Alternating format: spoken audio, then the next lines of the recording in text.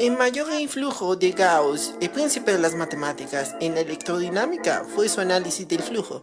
Pero, ¿qué es el flujo?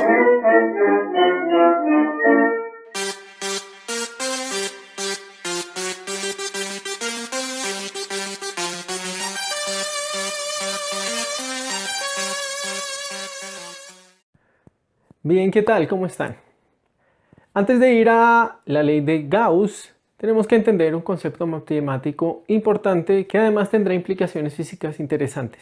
Este es el concepto de flujo. Ahora, es una palabra que seguramente hemos escuchado en unos contextos usuales donde hay fluidos.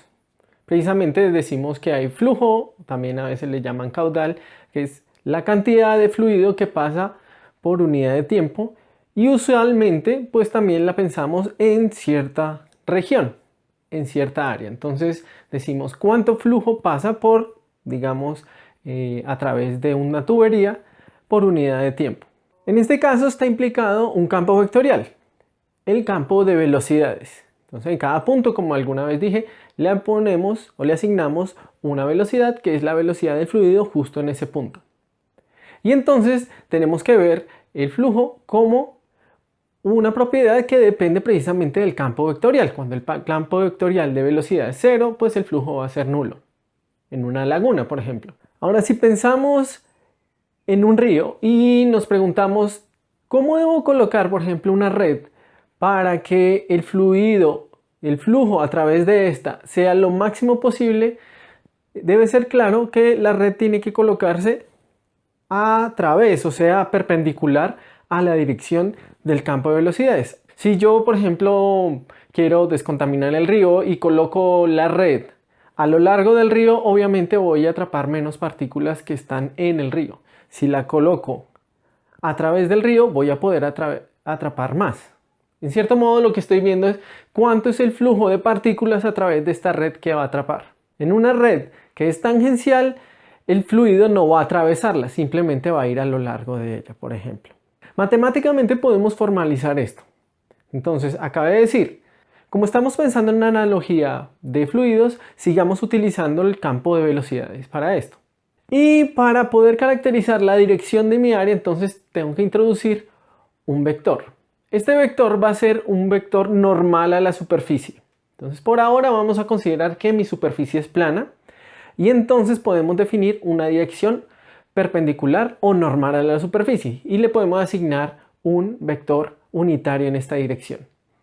Es más, ya que tenemos un vector unitario, podemos caracterizar completamente el área utilizando este vector unitario y asignando un vector área que va a ser simplemente la magnitud del área de la superficie que estoy colocando veces el vector unitario, y este vector le vamos a llamar vector área. Entonces, entre más grande sea el área, lo que estoy aumentando es el tamaño del vector. Pero si sigue apuntando en la misma dirección, entonces tengo que el vector normal al área sigue en la misma dirección. Ahora, para plantear una fórmula matemática previa, vamos a considerar que no solamente el área es plana, la superficie es plana, sino que nuestro campo vectorial con el que vamos a trabajar, o sea, las velocidades, es un campo vectorial homogéneo. O sea, en todo punto voy a tener exactamente la misma velocidad. Con estas dos consideraciones, entonces, puedo definir el flujo como el producto punto entre el campo vectorial y el vector área. Efectivamente, entre más perpendicular sea el campo vectorial al área, o sea, entre más paralelo sea el campo vectorial y el vector normal, voy a maximizar el flujo.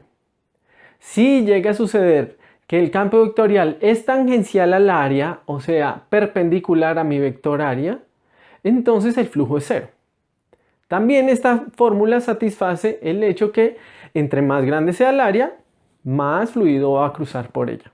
También esta definición que estamos dando nos muestra que puedo incluso definir flujos negativos. Entonces, si yo digo que el vector campo vectorial va en la dirección opuesta a mi vector área, entonces podemos decir que el flujo es negativo. Es como si estuviera saliendo y no entrando. Ahora, esta definición por ahora simplemente la estoy planteando, pero geométricamente se puede demostrar que efectivamente está dándome un volumen de fluido que está cruzando.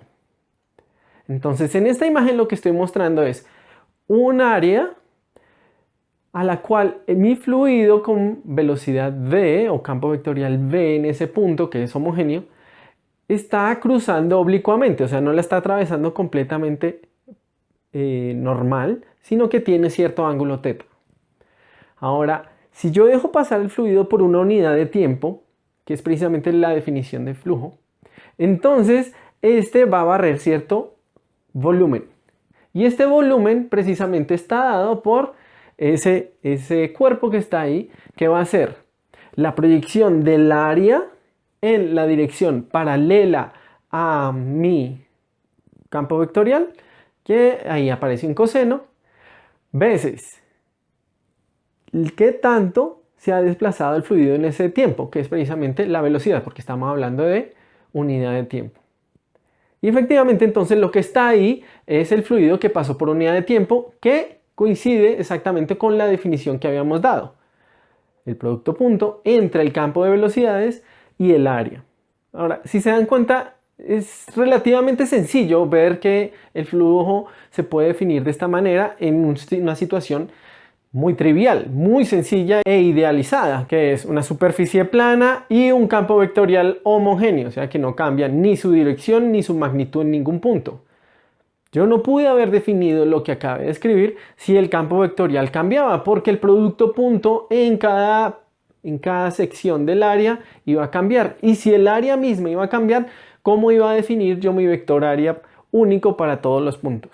Entonces quisiéramos tener algo más general para aplicar en situaciones pues arbitrarias. El punto va a ser el siguiente. Yo voy a coger una superficie arbitraria y esta superficie la voy a ver como la unión de pequeños diferenciales de área.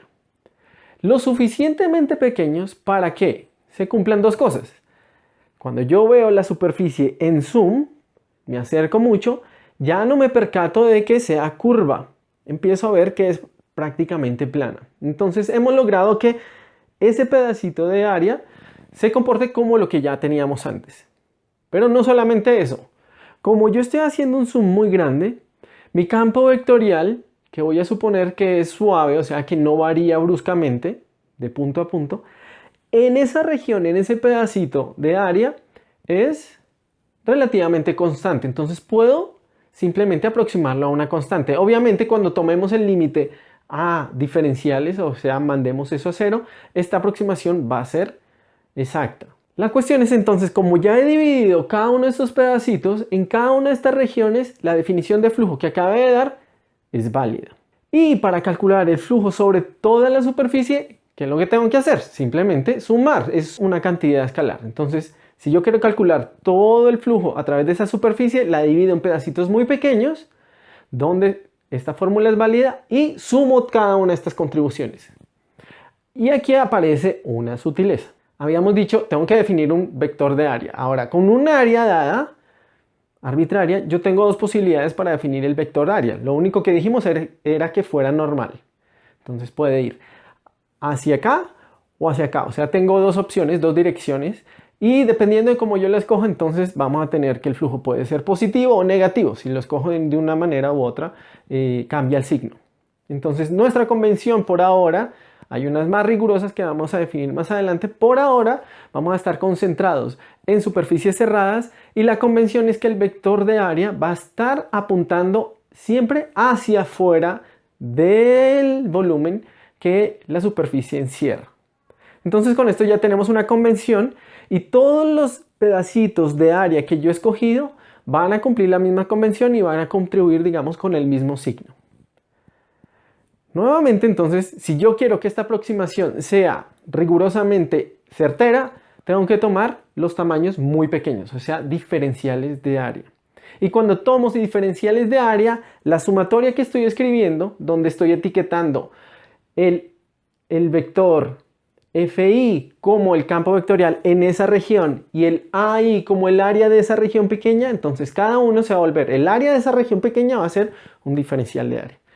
Y el vector FI, ahora entonces lo voy a etiquetar por la coordenada o la posición, el vector posición de ese pedacito de área. Y al final tengo entonces que el flujo a través de una superficie arbitraria va a ser la integral, la sumatoria se reduce a una integral, del producto punto entre mi campo vectorial, evaluado en ese punto donde voy a integrar, o sea, sobre toda la superficie, producto punto con el diferencial de área. Entonces con esto ya tenemos la definición de flujo con la que estaremos trabajando lentamente y en muchos contextos en nuestro curso, para que la próxima vez entonces ya vamos a atacar el problema de la ley de Gauss. Así que los espero. Gracias. Chao.